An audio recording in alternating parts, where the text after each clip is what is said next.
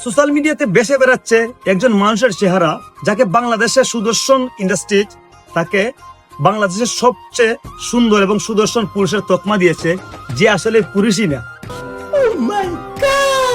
বাংলাদেশের মানুষ হয়তো ভুলে গিয়েছে শারমিন এস মুর্শিদের কথা, যে কিনা 5ই আগস্টের পর সমকামিতাকে প্রমোট করার জন্য সে কিন্তু আন্দোলন করেছিল। আর সেই সব লিঙ্ক থেকে কিন্তু আজকের এই যে পেজটা কিন্তু আজকে বাংলাদেশের সুদর্শন পুরুষ হিসাবে কিন্তু আখ্যায়িত পেয়েছে, যে কিনা পুরুষই না। सब क्या देखना पड़ रहा है, अच्छा है मैं अंधा हूँ। তো বাংলাদেশ আজ কোথায় গিয়েছে? শুধুমাত্র সরকার অধঃপতন কিংবা নতুন সরকার, আমরা এটা বুঝতে হবে যে বাংলাদেশটা আজ কোথায় যাচ্ছে।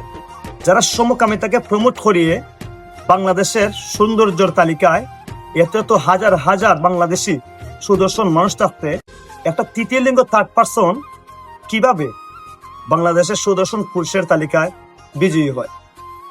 এবং যারা শারমিনেস মুর্শিদের কথা ভুলে গিয়েছেন, 5ই আগস্টের পর আপনারা হয়তো ইন্টারনেটে সার্চ করলে পেয়ে যাবেন যে উনি কিন্তু সমকামিতাকে প্রমোট করানোর জন্য উনি কিন্তু আন্দোলনে নেমেছিলেন। আর সমকামিতা মানে, এখন যারা বর্তমানে সোশ্যাল মিডিয়া ইউজ করে এরা সবাই জানে সমকামিতা মানে কি। আর সেই পদ্ধতি কিন্তু আজকের এই বাংলাদেশ সুদর্শন পুরুষ নির্বাচিত করেছে একজন সমকামী। যারা মডেল কিংবা সুদর্শন পুরুষ নির্বাচিত করে এবং যারা সিলেক্টার, ওরা যখন এইরকম পার্সন সিলেক্ট করে, ওরা কি গাঞ্জা খেয়ে আসছিল? উনি হচ্ছেন বাংলাদেশের সুদর্শন পুরুষ, আর উনি হচ্ছেন পাকিস্তানের সুদর্শন পুরুষ, আর উনি হচ্ছেন ইন্ডিয়ার সুদর্শন পুরুষ। আর আমাদের বাংলাদেশের সুদর্শন পুরুষ যে কিনা পুরুষই না।